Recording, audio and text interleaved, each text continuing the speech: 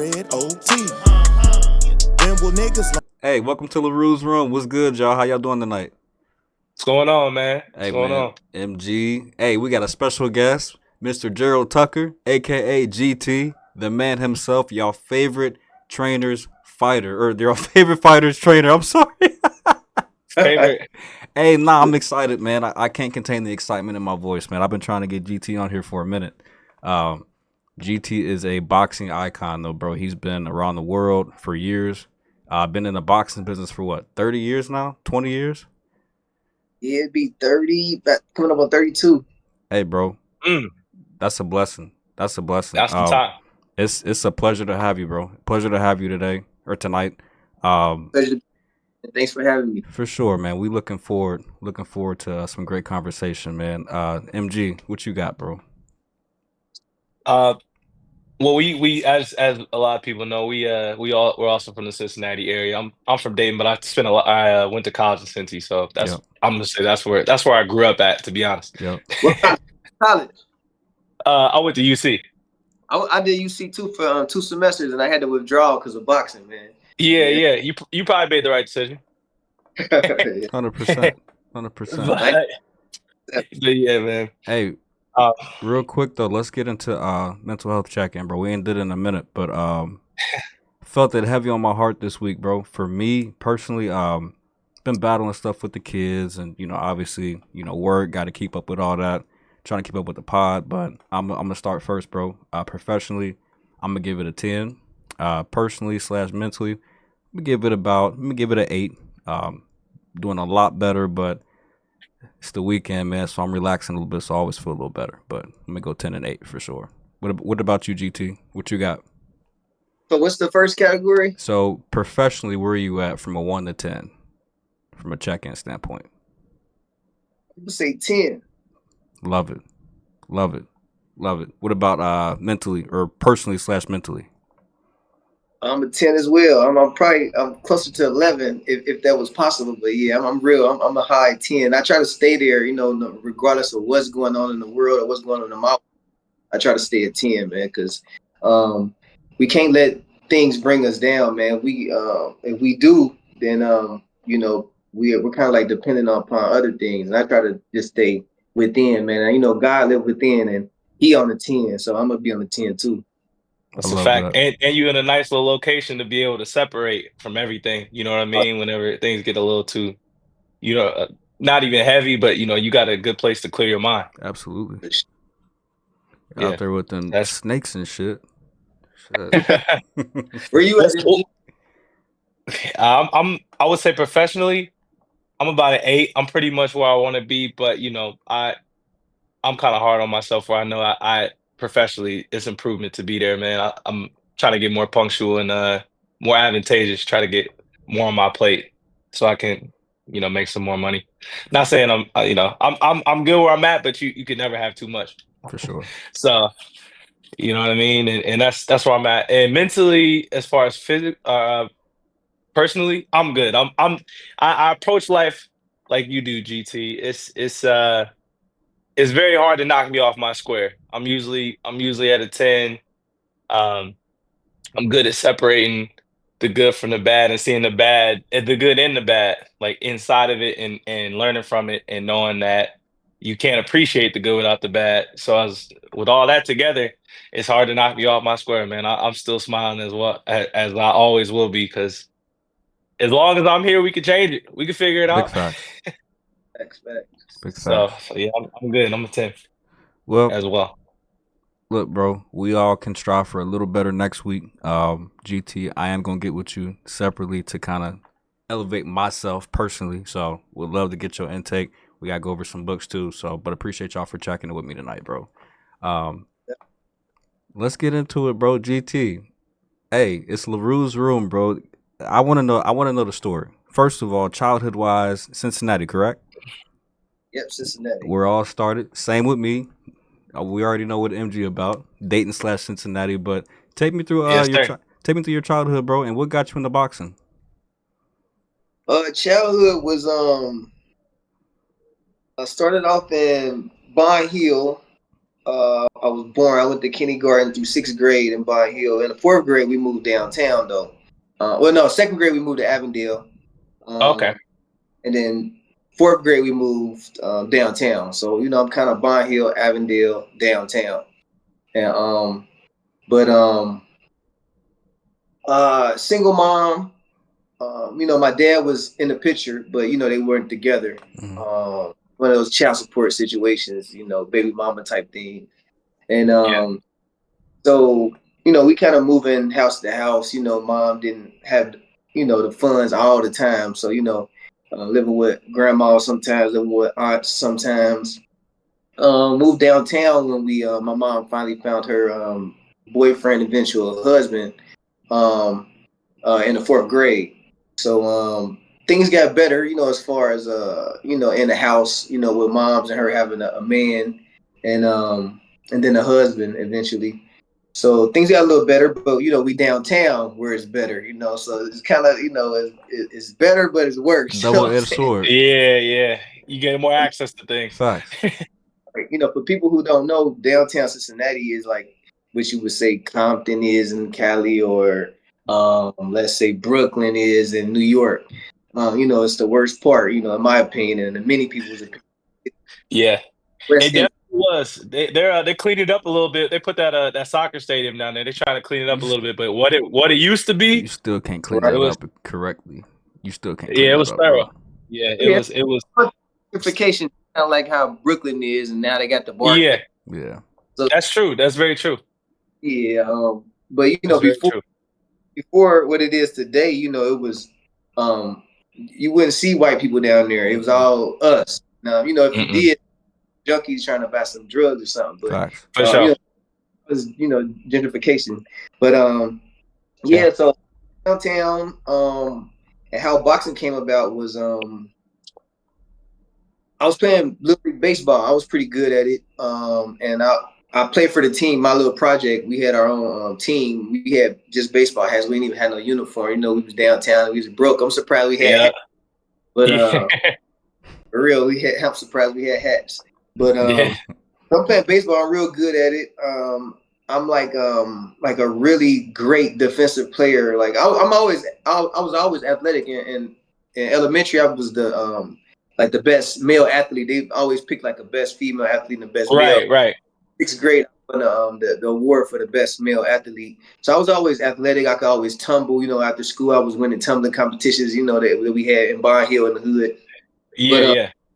So I was always athletic, multi-talented in sports. So baseball, I was good at it. I would say great at it. I wasn't a great batter, but you couldn't hit nothing my way without it getting caught and okay, get thrown out. I played shortstop and center field, and baseball, those some tough positions to play. I would say those are the two. Yeah, those are the two toughest, to be honest. Right. I think so too. And my grades started slipping. I think I was in the 9th grade, maybe the 10th grade at the time. I was going to TAF. TAF is kind of like the Cooley High. For people who don't know, it was the Cooley High of the city. People bringing guns and getting stabbed, and teachers getting beat up. All that kind of stuff. Mm-hmm. So we probably had 99% black people in our school too. Maybe 1 or 2 whites, maybe 1 or 2 Asians. But yeah, it was one of them kind of schools. So my grades were. My mom said you can't play baseball no more. So boxing started because I started sneaking to the gym with Ricardo Williams Jr. And I know y'all hip to Ricardo Williams. Yeah. Silver medalist at the 2000 Olympics. He Goodwill Games gold medal. He was one of the best amateur fighters in the entire history of the sport. Not his years or his eras. He was up there with the Sugar Rays and the Andre Wards and Shakur Stevensons and the Yeah, he had a long range. Yeah, when I started, he was about 100 and maybe 20 wins with 2 losses. So he was the best in the world, pound for pound, all weight division. So that was we lived in the same project, so it was just divine. You know what I'm saying? Yeah, it was. Yeah. So I started sneaking to the gym with him to the neighborhood house right up the street, Finley Street neighborhood house. That's just one hood over from ours. We're all downtown, but different. That was the top lot. It was Stanley Road in the top lot. That's where the name was. So started sneaking to I mean, I got good at it, and I came home and told my mom, after a couple of weeks or whatever, that I started picking up my grade. Like, I know I got to pick my grades up, but she ain't gonna let me box. And I doubted box because it's kind of a rough sport. My mom was kind of like one of them overprotective moms, so For sure. He called me pretty and handsome, and not pretty, and all that. Yeah. I didn't know she was gonna let me fight. But anyway, I told her, like, I picked up my grades, and I've been going to the gym with Lil Rick. And she knew Lil Rick because he was one of the friends you bring home for company or whatever, playing video. For sure. So she said she see my grades and she was like, "All right, I'm gonna let you do it." So that's how boxing started. And that was in 1994. I was 15 years old. Okay. So I mean, take us into it, bro. Like, I know in '96, I mean, you were going to Olympic trials. I mean, how did that come about? Like, so that 2-year gap, how much better did you actually get, and who were you facing at that time too? Well, I got real good real fast, man. I want to say it was the fastest that anybody ever did in the sport, but how do you measure that? But I just remember that you were a natural. I was like, oh yeah, I won some nationals, yeah, right in the same year, like my first year. But I remember the reporters and the journalists, like boxing journalists, like when they asked me questions and then when they print up their paper, they always would use as an example how fast I was doing things. Like, this is unheard of. They used to call me phenom. I never knew what that word meant. Then I had to go look it up. And they were saying like they were comparing me to other people who had did it fast too, but I was doing it faster than them. And I remember Montel Griffin was a person they used as an example. And this is like 1995 or 96. They used him as an example. But I won within, I want to say it was 5 months. I was ranked number 2 in the United States. Of just 5 months? 5 months. I was ranked number 2 in the country. Yeah. And then crazy is I actually beat the ranked number 1 guy, but they didn't give me the decision. And I'm one of them honest people. Yeah.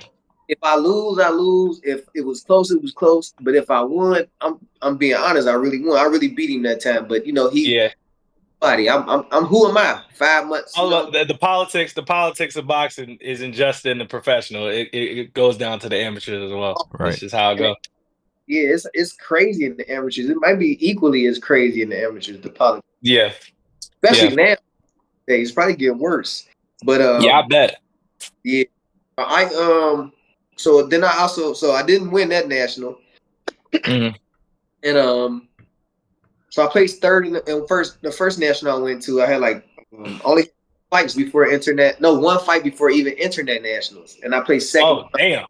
Third place. Then my second nationals, I placed second place, and next nationals I went to actually won, and that was in the same year. This might be like maybe 7 months after I started boxing. I actually won the first nationals, and I went to another, and I won again. So I had 2 nationals within my first year, and the next year, 95, I'm turning 16, and back then, 16 years old was when you fighting the grown up. You fighting 16 to 32. So it was crazy for me to even go through that, to start off fighting 15, 16-year-olds, and then 14, 15-year-olds, and then go to 16, 32.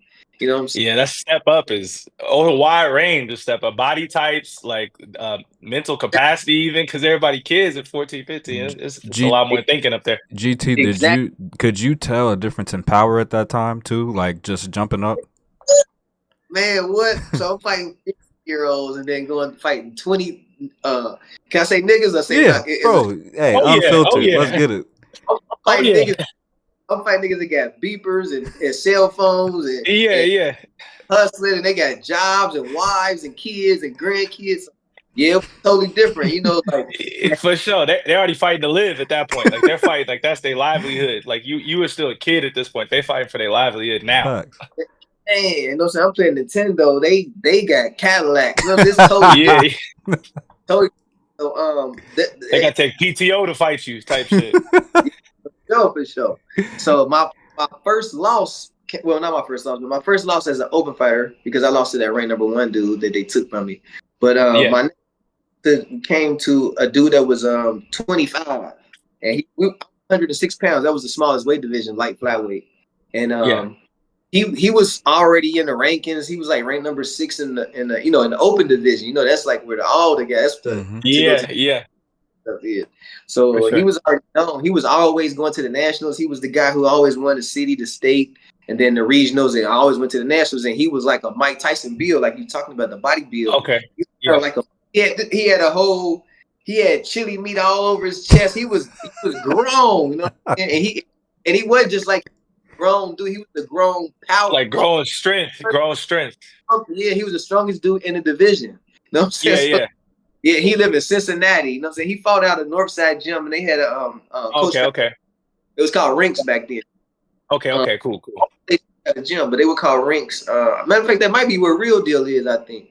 But yeah, I think you might be right. I'm gonna check that out. Yeah, and I lost to him in a close fight in the what they call the locals or the cities to see who the best in Cincinnati, and that turned me into a monster, man, because I lost to this grown man, but I was only 16, so I was like next time I get him, this 16 gonna beat that 25-year-old. Yeah. Back and getting him, so he was like a hometown rival, and I ended up getting him. We fought, and after that, you know, he never stayed in my weight class. He kind of moved around. Shout out to Marvin. Right. Shout out to Marvin Greer. He was he had Marvin Greer. Yeah, he was good. GT, he was always I hope you're doing all right. GT, what changed from the first time you actually fought him to the second and third time? What changed for you? Like, was it preparation, or did you just kept getting in the lab and got better? We just fought twice, but what happened was I'm one of them people, man, that I'm barely gonna lose the first time, or the first time we play, the first time we fight, the first time we play cards, dominoes. I'm barely gonna lose the first time because I'm so competitive.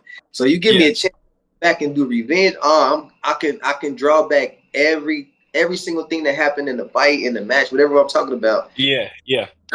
I'm gonna be 10 times sharper, better, and I'm gonna win. I'm gonna make sure I'm gonna win. I'm gonna be in way more shape. So what happened was I just turned it up notches, and I went from being 16 years old, and I still, you know, fought him at 16 again, but I went from 16 to 25. You know what I'm saying? Because I learned so much that night, and I was like, oh no, he never gonna beat me again. Yeah. So that's what really changed. It's just the determination. And I love a rematch. I love a rematch or a comeback, or I love to get to do something twice that I didn't do as good the first time. So that's what it was. You would have been a hell of a quarterback. You got that type of brain. Man, what? Yeah. That's the type of brain you have. Nobody would have beat me in 2 weeks ever. Yeah. That's the type of where you remember every single piece, and that process, you fall in love with the process. It seems like you get right to it and get and fix everything that was wrong the first time, instead of thinking that you could do what you did better. So you definitely been a hell of a quarterback. Oh, I'm talking about every little detail. Every detail. GT, so in 96, I believe, I know you were doing a lot of traveling at that time. Talk to me about kind of the USA versus Russia, and then obviously Zab Judah's in that too. So talk to me a little bit about that. Did you guys meet up? Did y'all kind of spend a lot of time with each other? Did you learn a little bit from them?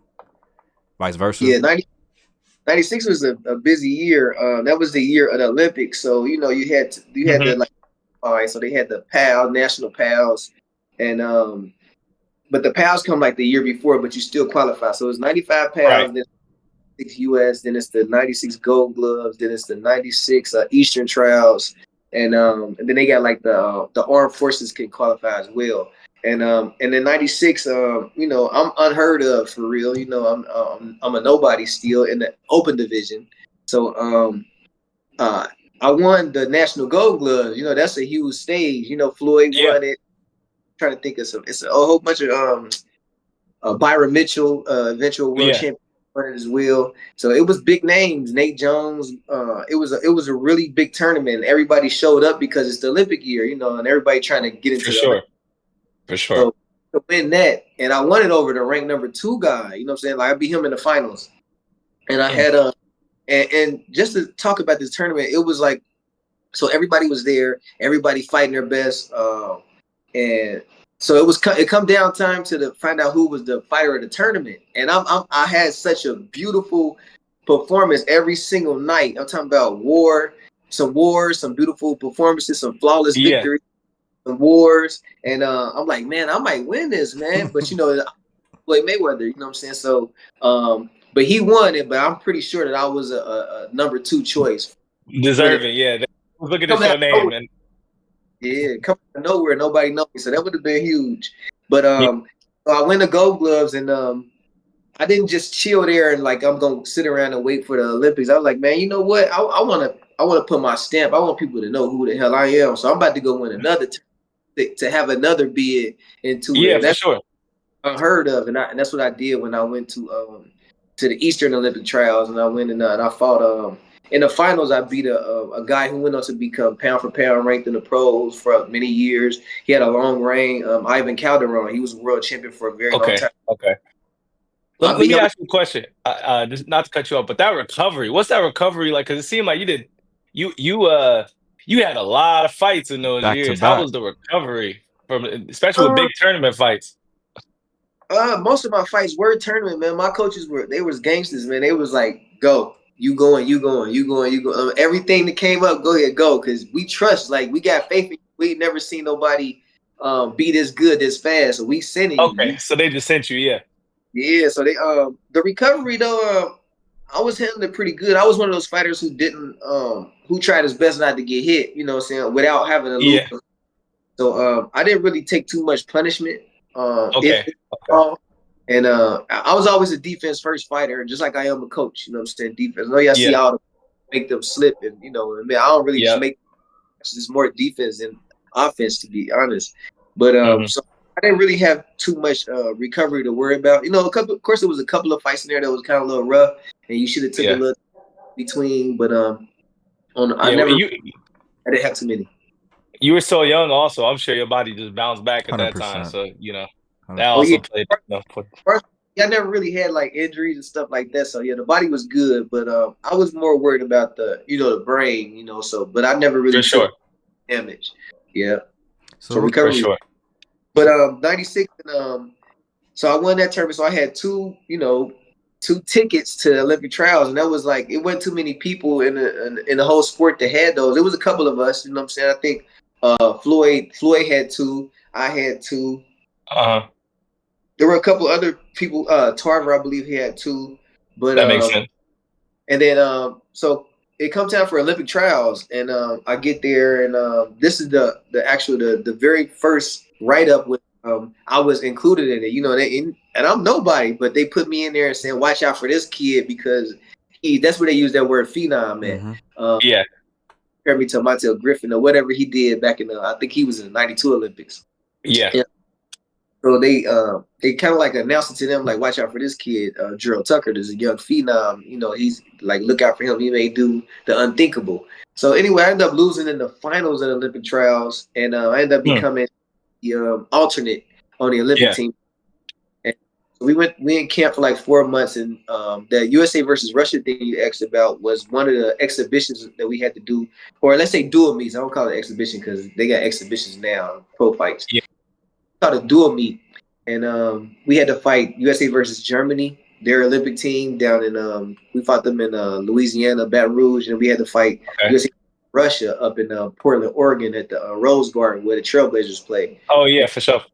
Yeah, we brought up Zab. Me and Zab were actually roommates for that USA versus Russia dual meet. So we were up a couple weeks or something training. We started off training in Bend, Oregon, and then we went to fight in Portland. And me and Zach got real cool right there. That's my brother for life. Shout out to the former undisputed welterweight champion. Yes, sir. Yes, sir. Yeah. And he got, before a champ, I know he got a podcast. And he's also City Boxing. They do a podcast together too.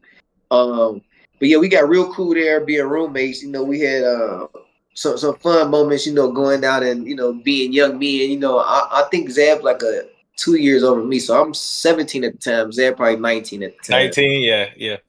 We both won our fights, I believe. I think Zab won that fight. I'm not 100% sure, but we both won against. I know I won against Russia, and I fought a guy who was supposed to beat me. He was like 6 feet tall, He was like 6 feet tall, supposed to, at 106 pounds, but I beat him. And then we went to figure that one out. And I had to fight the Olympic. Germany's Olympic medalist, and I also beat him too. You know, I'm coming out of nowhere, so They didn't know how to prepare for you, man. They didn't know how to prepare for you. Right. Yeah, 96 was busy though, real busy. Real busy. Let's jump to 99 then, bro. How did it feel to be a gold medalist at the Pan American Games? Oh, man, I can't. That's a feeling I'll cherish forever, man. To get that gold medal, couple tears had fell when I was on the medal stand, and they planned they got us standing up in front of all people, maybe like 15,000 people, and like naming me as a champion. And why it meant so much to me is because I always studied the sport and I always read the rankings, the world rankings, and to see me guys that were ranked in the world was crazy. It was surreal. Mm-hmm. And to know how dominant Cuba was in the amateur boxing period. And they won 10 gold medals there. They won 10 out of 12 gold medals. Damn, that makes sure it's even more important. Special. Yeah, I actually beat a Cuban. I actually beat their world champion. And I actually beat the Cuban that beat Rigondeaux to get there. You know what I'm saying? So that made it even more. Yeah, so he beat Rigondeaux. And I always look at the fights and the tournament results, and I seen that our ranked #1 guy from the States had lost to this Mexican, and he lost to the Mexican by 21-1. So I was like, dang, he got his ass beat. Yeah, so I fought him. The Mexican 24-4. So I was like, oh shoot, okay, styles make fights, but still I'm doing for great. Sure. Yeah, and then I said this fighter beat Rigondeaux. I know how good Rigondeaux is. So I'm like, oh man. I was kind of nervous about it. Then we fought in the semifinals, and if you fight a Cuban, you're gonna be nervous. You're gonna be quiet that whole day, like, oh. Yeah. I was gonna ask, what's your pre-fight routine? Like what was your pre-fight routine with that? Especially at that time. Yeah, I'm about to give y'all a jewel. So I ain't told you this, but my roommates, we had 2 roommates at the time, and one of my roommates had to fight the Cuban the first day. He lost. Shout out to Face. That's from Cincinnati, Ronald Seiler. Okay. Yeah, he had to fight a Cuban the first day. And he lost. And the whole first day, he, getting ready, the pre-fight routine here, he was quiet, zoned out, nervous. You know what I'm saying? Oh, then I'm watching my other teammates that got to fight Cubans. They zoned out, nervous. I'm like, but for my day, I'm like, man, I don't even want to even be thinking about the fight. I'm gonna go ahead and take me a nap. So I took a nap, man, and had a wet dream in my damn nap, man. I'm like, if anything worse could have happened, bro, this is the worst possible scenario ever. Have sex in your dream and bust. I'm like, oh, you didn't even do it. Like, I don't even know if I want to fight for real now.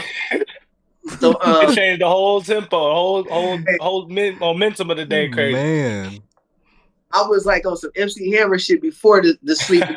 I woke up on some R. Kelly, like, oh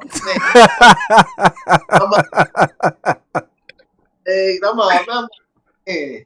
So go to the place called the Duckworth Center, where we had the fights at the arena. Winnipeg, Manitoba, up in Canada, and I'm like, they got us warming up in these what's they called, the when you got a racket but you got it in a glass room. Racket ball. Or badminton. One of them. Yeah. So we in there warming up, and I hear him in the other room. His punches like boom, boom, boom. I was like, and then the only thing on my mind is wet dream. Yeah. I'm warming up on that the acoustics of the those Batman thing make everything sound crazy, loud as hell. Like shotgun, like M80 fireworks going off. It's facts. So I'm warming up perfect. I'm all calm and relaxed. Like I said, some R. Kelly shit because of the wet dream. So I'm all up, and I'm like, nah, you about to just go out there and do your best. Like we about to be like, about to have a chess match. You about to be real smart, calm, and cool. So I go out there. In this tournament, it was showing on TV live back at home, like ABC or NBC or something like that. So people were getting the scores, and they was relaying it back on cell phones, like, "Yo, you down 1, you down 3, or whatever." And I remember third round. It was fighting 4 rounds, I believe, and I was down. I want to say 2 or 3 punches going into the 4th round. So I'm like, okay, I love comebacks. So I'm like, right where you need to be. Yeah, right where I need to be to give me some little bit of motivation, like I'm playing a video game or something. Mm-hmm. So real tight defense, and I got pictures of them. I'll send y'all too to show that how tight my defense was in this fight. Okay, for sure. I didn't really give him no room to land, but so in the fourth round, I started counting punches like that. Okay, now I'm up. Okay, I'm down 2 now. I'm down 1. Pop, pop, pop. Now I'm down. Now I'm up 2. I was keeping score, and then a point to where I was up like 2, and I started like showboating a little bit, like I'm about to go some Pernell Whitaker shit because I know I'm up now. I know they for sure. Because he's real solid, clean like punches where his whole head went back. So I'm like, I know they can.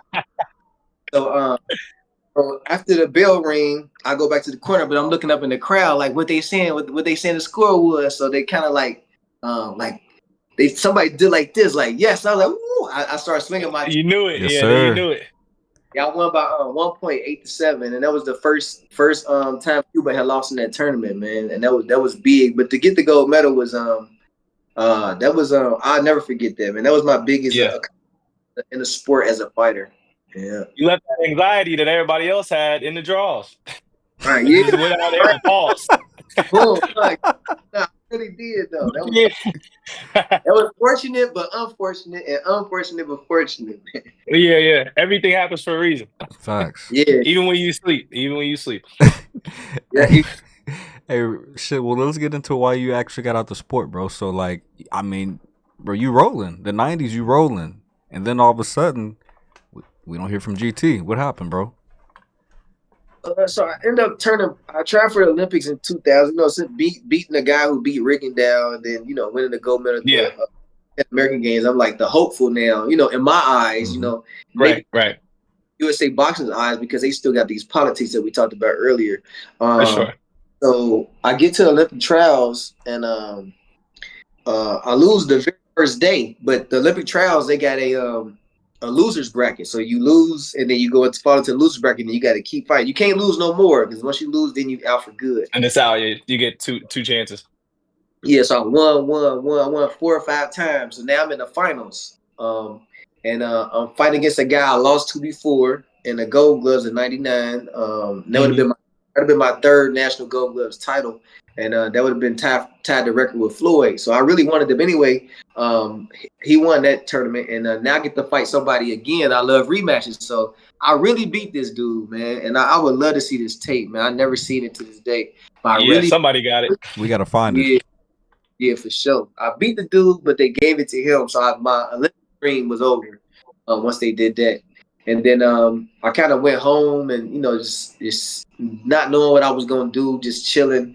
And I started getting phone calls, and the very first phone call was I'm trying to blank, the guy from London, the big promoter over there. Before the is older it Queen? One. Hold on. Yeah, the older one.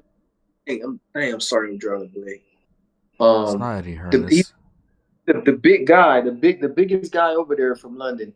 Not the Hearns, but before the Hearn. Before Hearn. Was it his dad? His dad was a promoter, right? Before that? Yeah, but his name wasn't Hearn though. It was I can't think. I'll think of it later. But so that was my. But I didn't really jump on that because I didn't know anybody from London, and I wasn't really to go from Cincinnati all the way to London. It was kind of like a scary move. Yeah. Yeah, and I ended up. Shock. My next phone call the next day was Floyd.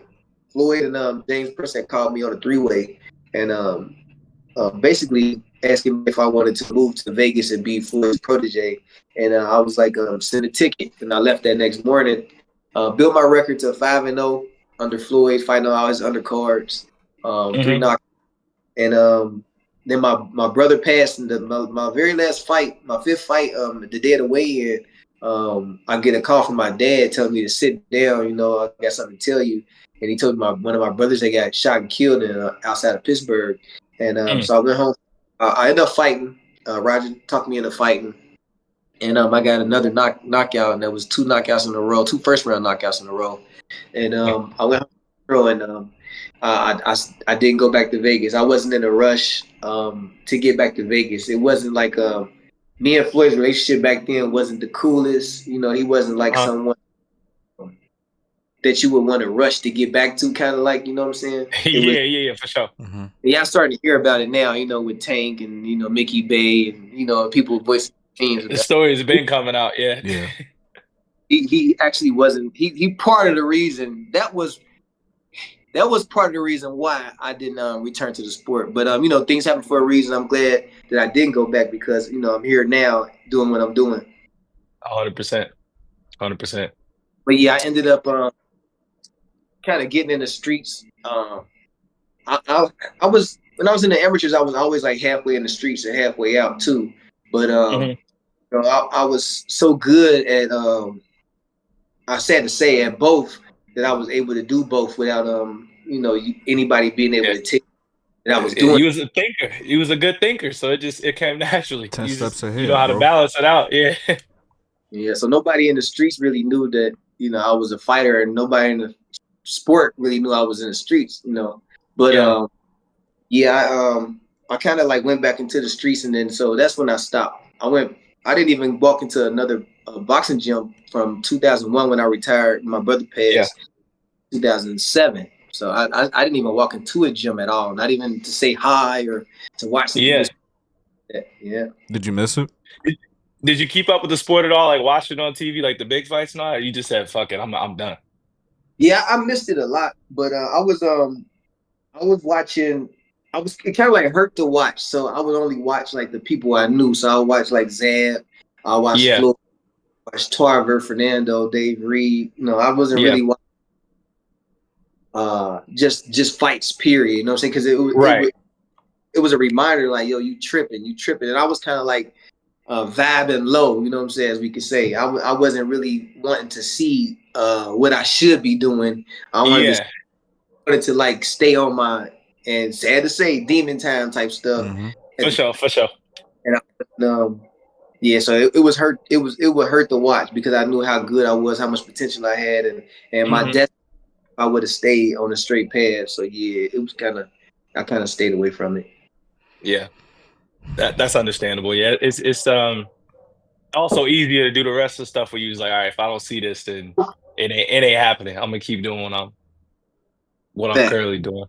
So I get that. And it's like, I mean, like he said, bro, that shit happens for a reason. I mean, maybe God wanted to take you out of the sport, kind of refocus, relock in, and just figure life out for a minute. So you might have needed that, bro. Yeah. Truly. Yeah, I really do think that's why it happened, because I would have been a fool in the sport. I would have been like, even though I had like a boxer puncher style, like a lot of people compared me and Floyd's style to each other's, but I was more dangerous. I was more risky. I was more Roy Jones. You want to fight Jones? Nah, like you want to fight a Mexican war? Let's do it right in the middle of the ring. Okay. If I can fight like Pernell and Sugar Ray, let's do it right here. Me and you ain't got to move. Yeah. Logo. Yeah. Fighting right the phone booth. Fighting that phone booth. Exactly. So I would have lost some scruples that I still have right now. You know what I'm saying? Had I stuck in the sport. Yeah, and I'll probably this slick. I wouldn't be so sharp, because I'm still razor sharp. And even if I get in the ring and spar or something, like I look like I'm 22 years old. You know what I'm saying? Like I still got everything, all the thoughts, all the awareness. Yeah. And I coach now, but I think that's why I think it was part of my destiny to be snatched out of the sport. Sure. Yeah. They might have took that from you. Right. It might have took more from you than you can get back. That's 100%. I mean, let's jump back. Let's jump into the coaching, bro. You brought it up. I know you've coached Floyd. I mean, you've been a part of AB's camps. You've coached him. Claressa Shields. I mean, who all have you coached in the last few years, man? I know you've been pretty busy. My very first fighter was Dante Strayhorn. He's from actually Cincinnati, and his parents grew with me in the same project me and Lil Rick came up out of.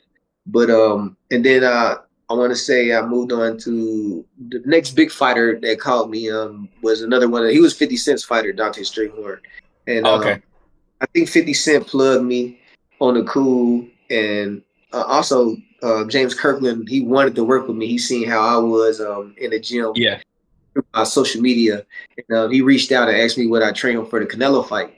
So James Kirkland was next, and then that's when Coach Mike Stafford, rest in peace, our late Ohio trainer. Recently got a street name for him in the Faye. Was shout out to Faye, one crazy. Yeah. Yeah, so Coach Mike seen Coach Mike already knew. He always used to call me his smartest fighter, IQ, and he seen me. He wasn't my amateur coach, but he was one of the coaches that used to take me to some of those tournaments I was telling you about that I was staying so busy in. Yeah, for sure. Couldn't take me to because of work and having to stay back with the other fighters, but he always seen the smartness in me. So he asked me after the James Kirkland thing. He asked me to come to Cincinnati to train Jamel Herring, who actually shout out to Jamel Herring. Shout out. Yep. Yeah, he became world champion, and he was fighting. He did. He's from Quorum, New York, but he was fighting out of Cincinnati for a long time. And Coach Mike's camp. And Ray Neal Williams, shout out to Ray Neal. He was another Olympic team member of Jamel's. And so he had Ray Neal and Jamel while he was away in camp training AB for his fourth world title at the 140 division. And so I trained them two fighters, and also trained Duke Reagan and Deshaun Miner for Coach Mike while he was gone. I took them to a national world tournament called Ringside Worlds, and I took them. They both won the title.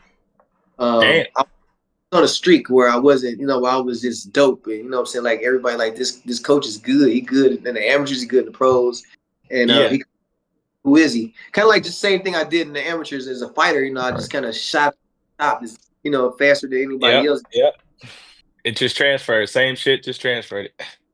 Just that determination. And then AB, while I'm training, these fighters that I'm talking about, Jamel, Ray Neal, and Deshaun, and Duke Reagan, shout out to them. And AB comes back from DC where he was training with Coach Mike for his fourth world title, and for the weigh-ins, the fight week, and he see me on the bag, and AB like, man, like, fuck them fighters, GT. You need to come back. You still got it. Like, you're a world champion. And I went home with that, after I got done training, Jamel and Ray Neal both won their fight. So, on the street, 3 wins back to back to back, both of them. And I assisted Coach Mike and Levi Smith, cousin, the cut man Levi Smith. People don't know that. Shout out. Oh shit, damn. Yeah, but shout out to Levi too. And shout out. So I went home with that thought that AB said, like, you still can become world champion. And this is like 15 years like of me not fighting, you know what I'm saying? Yeah, after your last professional fight, yeah. Yeah, and I came back out of retirement, and I won 2 more fights, and I ended up retiring, and I beat an undefeated fighter in my last fight. And I think he's real big in the bare knuckle fight right now. Like, he's one of the best over there. Oh, word. Yeah, his name is Reggie Barnett Jr., I believe. Okay. But you just took someone's O and then left. He was like, let me get this up off of me. Get up out of here. I wanted to become world champion for sure, because I knew I could do it. Like, I was boxing Tank and Rashid Warren. I was boxing. I'm almost 40. I'm 38 at the time, but I'm boxing these champions. You know what I'm saying? This is right before Tank became a world champion, and I had some wars too. Y'all might want to hear about that. But 100%. Yeah, so I ended up fighting, and then after that, so I moved on to AB. I actually started working with AB as his assistant trainer, and then Floyd came after AB, and then Tyron came after Floyd. Tyron Woodley, shout out to my brother, 5-time in the UFC, Hall of Fame. In MMA and in wrestling. Yes, he is. Hey, if you see this, bro, we got to get you on the pod, big dog. Oh yeah, Tyron would love to get on, man. That's my brother. I got y'all for sure. That's a plug. Hey, appreciate it. After Tyron was Claressa. Yeah, Tyron was Claressa. So that's how. And I built my team on hard work and really them knowing, because the elites, like, we know when other people are elite. We can see it, we can smell it, we can sense it. They knew, they were drawn to me, and Floyd already knew. He already knew my brain. You know what I'm saying? Like, me, for sure. And him, we competition in everything: pool, ping pong, boxing. So he know my mind. He know how great I am in this sport, and so he had to reach out to see if I would train him for sure. So yeah. So they at least gravitated towards the elite, and that's how I was able to get that squad I had at the time. And GT, so some of the biggest names in the sport, bro. Like, do you find it challenging at certain times to work with some of these athletes, or what's kind of been the biggest hurdle for you, just kind of in and out of camps and just trying to cater to that, that fighter and really just get them to perform the way you want them to? It was I'm really one of them people, man, that you could put me in an arena with 100,000 people, and you ain't gonna be able to tell if I'm nervous or if I'm excited or if I'm whatever. I gotta, cause I grew up downtown, man. You gotta kind of like have a poker face. 100%. When you walk into school, when you when you door, just from age 10 all the way up to age 30, you gotta it's a different kind of mindset you gotta have, and when you grow up around gunshots and police sirens all your life, and it's kind of hard to sleep. Then you get used to it when you sleeping through it. You feel different. So I was able to handle that stuff because I come from downtown. I come from a crazy background, and so I was able to handle it. And I could train a Kobe Bryant if I was in basketball. I could train a Michael Jordan, LeBron. I'm not moved by superstardom.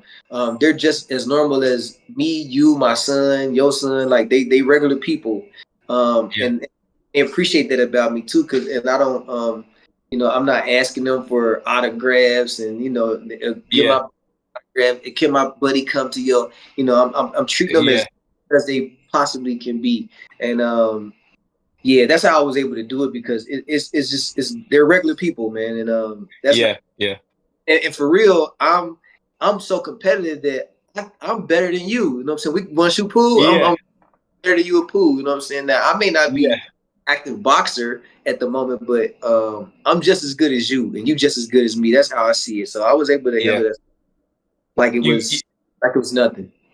Earning their trust, you can earn their trust because you see them as an equal, and you know what I mean. It's a lot easier to earn trust that way than when the other way where people are trying to put them on a pedestal. Exactly. So, and you've done it before too, bro. So like, there's a lot of respect there, regardless. I mean, you've been in the ring. They know what you can do. They know how talented you are. So now being able to teach that is fucking rare. First of all, so we commend you for that, bro. 100%. For sure, absolutely. I got a question. Have you ever walked in and someone had minimal boxing skills and you were like, I know how to fix this person in record time? Like, what's like the first step you think when stuff like that happens? When it's like, you know what, this person couldn't punch a can off of a table. That's a great question. Man, I actually got a new subscription service right now. It's called Camp of the Greats, just like my camp. Yep. I was gonna ask about that. Yeah, I teach fighters, from novice to the elite. You know what I'm saying? You could be as good as the Claressa already, and I'll make you greater. I really make the fighters greater. I make Floyd greater. I can wake up all his old skills to bring him back to where it looked like he back in his fight versus Shane Mosley day. Money May day. I know how to do that. I don't believe in the impossible. I like to show people. You say I can't do something, I'm really gonna do it then. So so making somebody who don't know nothing is easy for me because I remember every single step that I was taught from day one, and I remember it like it's yesterday. And so I take them through the same steps, but I'm stricter than my coaches were. You know what I'm saying? Because I was actually more attention to all these things because I learned so fast that I'm able to use my success from back then and apply it, to teaching somebody. And it's trainers too. I trainers as well with the subscription services. And I'll teach them how to be trainers and how to attract the Floyds and the Claressas and the ABs and the Shakurs. For sure. So it's a great subscription service, and if anybody interested, reach out in the DM and I'll hit y'all back. We get right back to y'all. And I'm talking about you can, and this is a way too for like let's say the Kevin Harts and the Stephen Currys. They want to learn how to fight. Like come this way, you're gonna learn the right way, and we could do it for home gym. We do conference calls, and y'all send me demos. I send y'all the demos back, or we do it live. So on a Zoom call, and we would never be looked at and laughed at like how we be laughing at them. 100%. Yeah. You gonna learn the right way. You gonna learn how to throw a jab better than your favorite fighter. You know what I'm saying? Because I just believe in that. But yeah, Stephen A. Stephen A. Smith. needs you. He needs you right now. Hey, Stephen A. Smith, if you see this, bro, please hit the Reach DM. out. Hit up Please me. reach out. Hit up MG. Hit up GT. Hit up Get AB. to GT as fast as you can. Hey, please hit us up, please. Yeah, no, I love challenges, man. Like when me and Claressa, we had to go up against Savannah Marshall. I'm like, oh, it's gonna be easy work, and I can't say that she was nervous or anything or worried about Savannah, but I'm like this, like I walk with an energy like this easy. This trust me, this easy. We about to beat this girl so easy. Don't even worry. It don't matter. We fighting in her backyard. It's gonna be easy. Yeah. So taking somebody that don't know it to teaching them how to do it, they gonna look like how I did. They're gonna learn as fast as I did. I'm gonna make sure of it because I'm paying attention to I'm one of the people that watch every single thing. I'm gonna tell you if I can see where your pinky toe at through your shoe. You know For sure. You know what I'm saying? And my fighters know it too. Like, man, like GT don't let me slide with shit. Like I gotta have my elbow tight every time. And I'm dropping he calling and catching everything. So I love somebody that don't know it. It's gonna be fun for me. It's a great challenge. It's a great challenge. Yeah. And it's kind of a blank canvas. You're kind of like you're not fixing old habits. You know what I mean? You just creating the good ones out of that. And sometimes sometimes you do have to like make people unlearn things and reteach. But for me, it's just another a challenge. It's just another hurdle to get over. And I love like proving the impossible. That is nothing impossible, man. Nothing at all. Like right now, I'm working with a fighter, Ray Sam. Shout out to Sam. And he had to unlearn a lot of stuff. Right now, like I'm taking him through each punch. You know what I'm saying? And right now, he's onto the hook now, but he had to unlearn a lot of things that he was doing wrong in the right hand, and now he's onto the hook, and then he'll go to the uppercuts and then the overhand, the right hooks, and and everything. But it's fun, and then the way I instill it is gonna be stuck. You know what I'm saying, like I teach it to a way where it's gonna be stuck because I don't just rush you through the process. Oh, come on, you learned the uppercut today. Oh, the other uppercut tomorrow. Nah, sometimes you might punch for 2 weeks. You know what I'm saying? Like you ain't get it right. Test it until you passed it, and that's gonna it's gonna guarantee success for sure. For sure. Mm-hmm. Well, that's a good way to approach it. Great way to approach it. GT, we've taken up a lot of time, bro. We only got a couple more questions. But you gotta promise us this one thing. I ain't trying to rush up out of here. So y'all, whatever y'all need to do, I'm with it. Let's hit it. Well, let's get into it, bro. Thoughts on the Tank fight? Tank and Lamont Roach. What did you think? Oh man, that was Tank is like a distant cousin, through AB. They like brother, be a younger brother than me. For sure. And so I look at Tank the same way. We like relatives. I love him. I trained him a couple of times. He came down during AB Santiago camp, and we worked. And we out to Atlanta one time, and where me and AB was down there training, and we worked. So much love to Tank. Him and his coaches Kenny and Calvin. I love them. I love the whole team. They know I keep it real. I don't lie or sugarcoat nothing. I'm never a hater. So when I say something, it can really be taken like this is GT's honest opinion. Real critique, real critique, not just on some hater shit.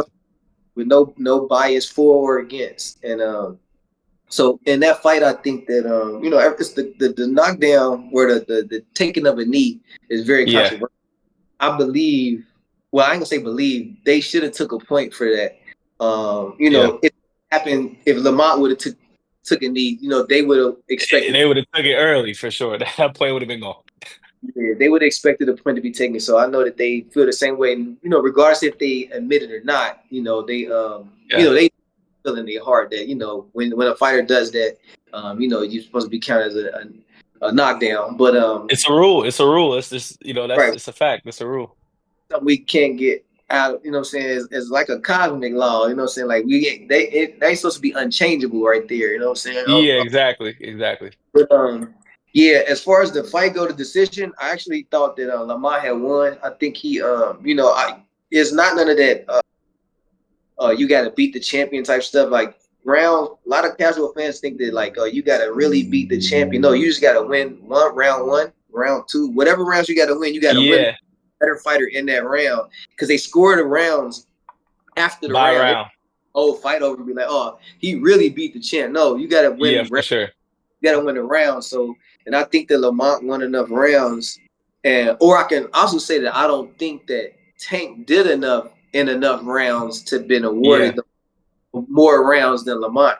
Yeah. And then you know if we was to count, well, we can't count the knockdown. That would have made it even more so in Lamont's. Right. But it was definitely a great chess match fight to watch. Absolutely. Yeah. I would love to see it again. As a fan, Yeah. as I really, if I was Tank team manager, I wouldn't even rush back into that. Because it was too much of a. Let's say Lamont. We can't say Lamont had his number, but we can say Lamont had his number. You know Lamont knew him well enough, more than any other fighter. They've been fighting for so long, bro. Like it's hard. Like that'd be me and you, MG, fighting from the time that we're 5 years old to in our 30s, bro. Like we know every move. We're comfortable. You could fight him in his sleep, pretty much. He knows the movements that's going to be the little twitches, things like that, before he throws a certain punch. So it's kind of like you kind of right. I get that. So it'd be like, you know, a lot of people gonna say, you know, Tank really lost the fight, and then so for him to go and fight again, it'll be like, even though the first fight was called a draw, a lot of people will kind of like, it'll like take a whole bunch of shine off of Tank's name if he was to go in there and, you know, God forbid, lose to Lamont in the rematch. For sure. It kind of like just suck a lot of the life out of the star power that he had. And so for me, risk I wouldn't take if I was a manager, if I was a team.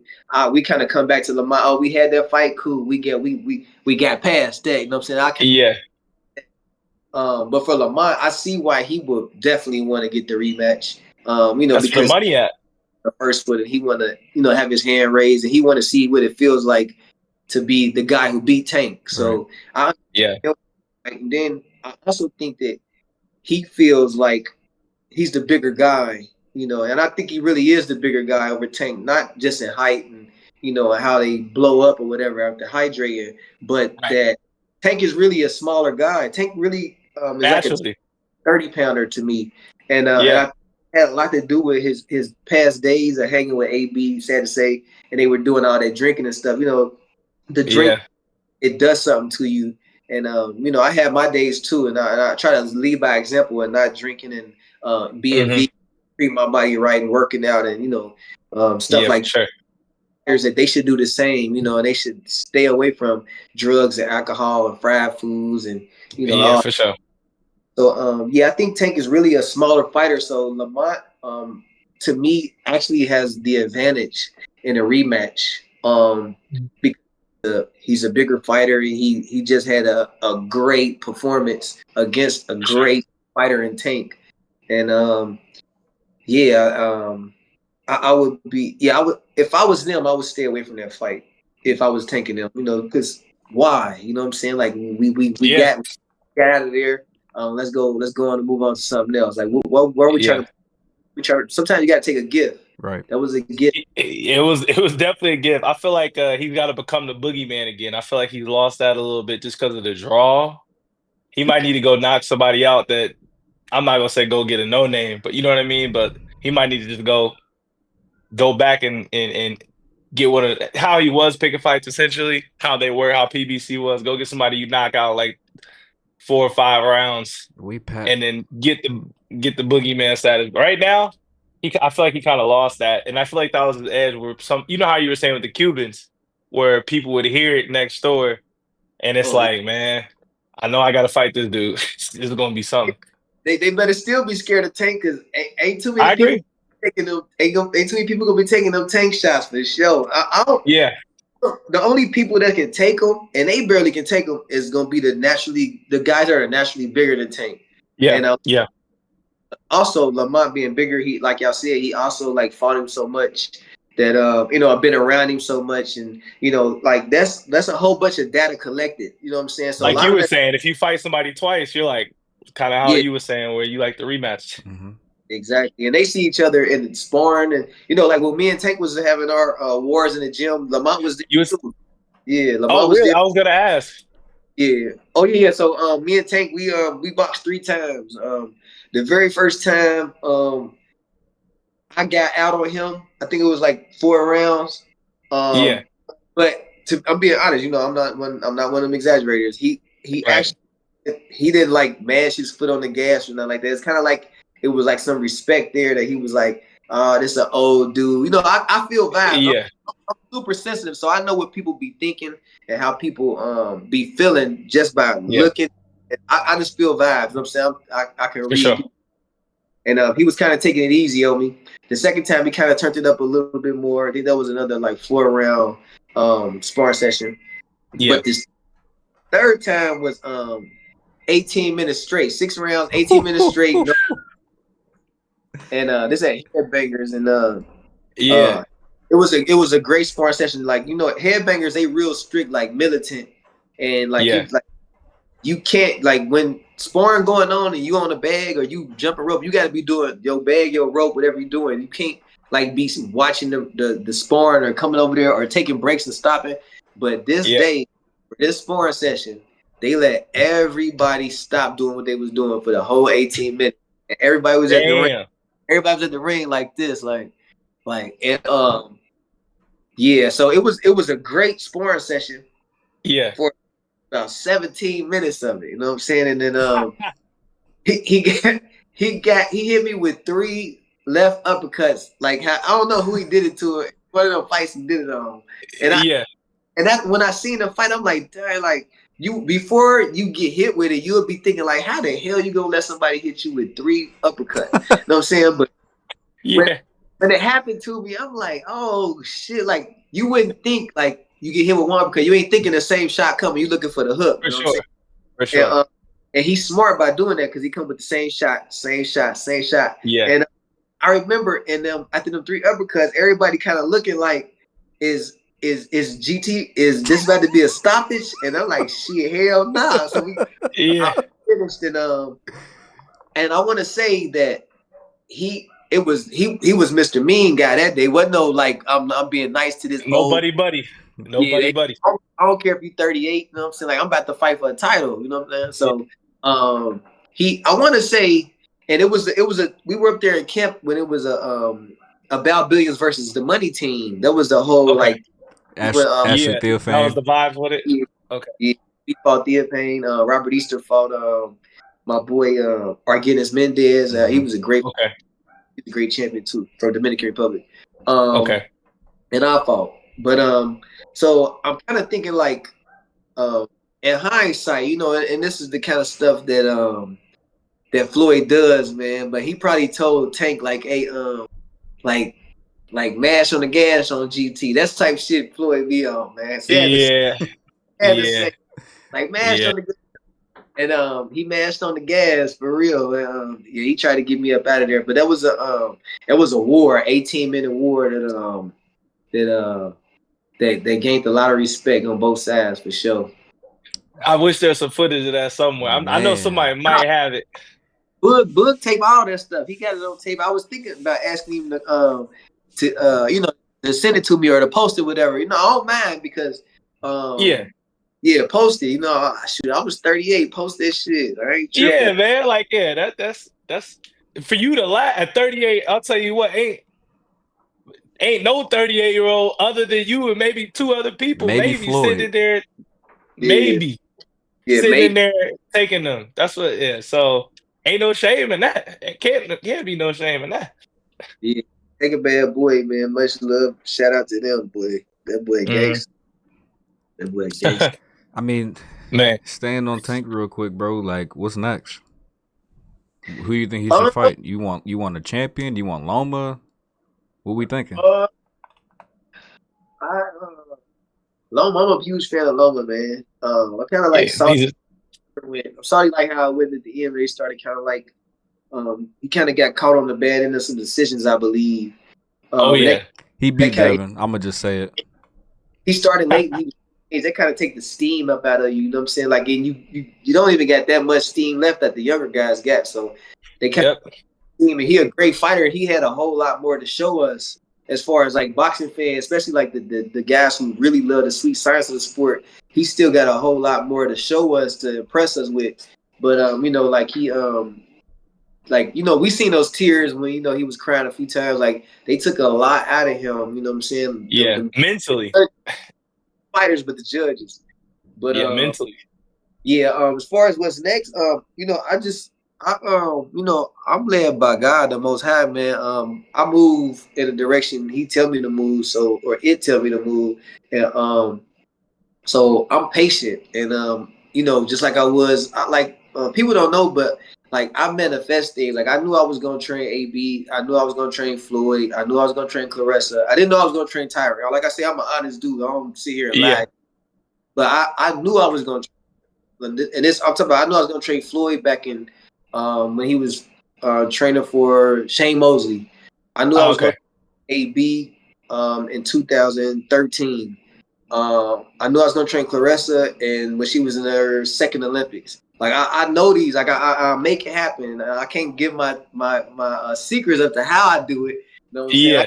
gotta sell that. You know what I'm saying? I'm gonna sell that. No, I feel that for sure. Yeah, I Absolutely. know how to like reel things into my reality and make it my reality, and then Yeah, also and of course I'm not like it ain't just for me. It'd be for them too. You know what I'm saying? It'd be for our community. Like I'm pro-black, and I don't mean I'm anti anything else, but I'm pro. exactly. That's all that means. Yeah, Yes, sir. people like to twist out. People like to twist that around. Pro black means just that. They don't need to twist it around. Facts. Yeah, I really care about our people, especially the people at the top, like the Claressas and the Floyds. I really care about their legacies. You know what I'm saying? Like how they gonna be remembered, how they move out here.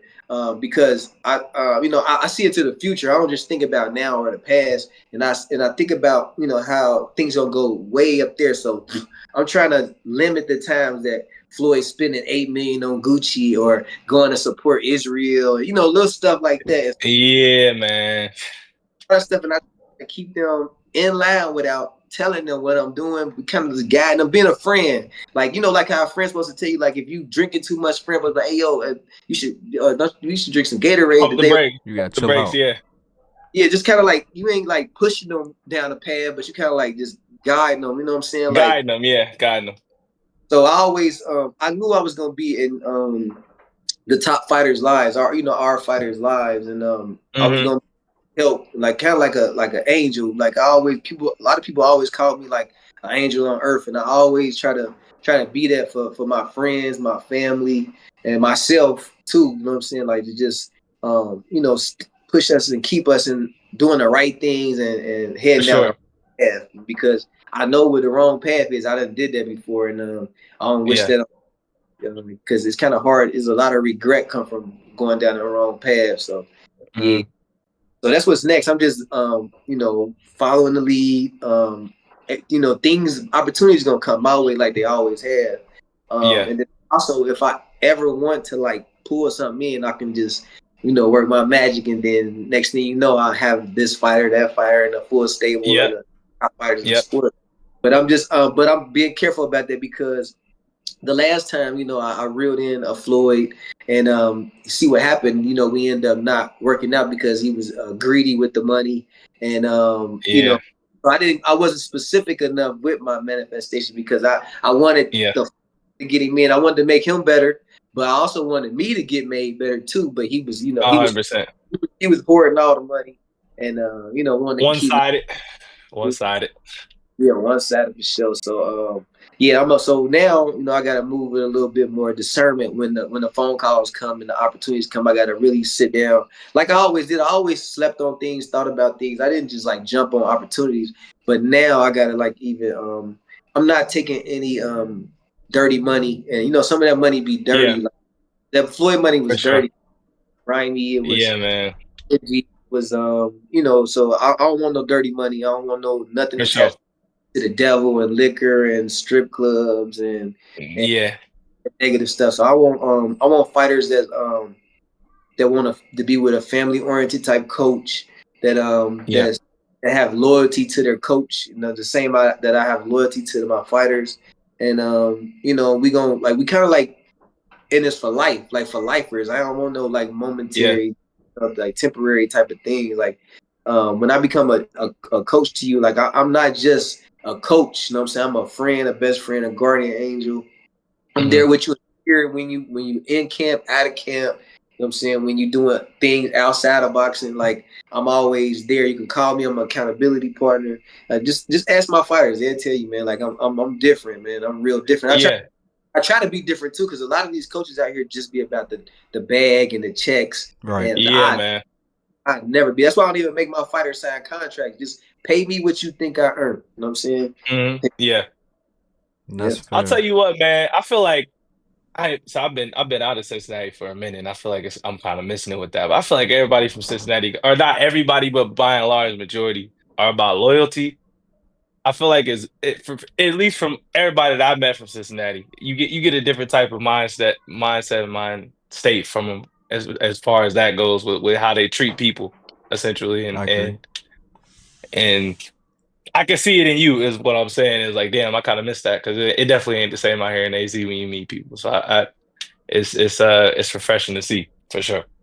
Oh, yeah, for sure. Yeah. And you got Marcus as a friend, so I can see that you attract those kind of people. You know what I'm saying? And Yeah, for sure. It, so yeah, you're gonna be attracting those kind of people, and they're gonna be attracted to you. So yeah, I bet you that he was the same type of people like Marcus. So yeah, I can feel that. I appreciate y'all. For sure. Appreciate y'all, man. But yeah, man. So you got Camp of the Greats, right? Going. Would you like to talk about that a little bit?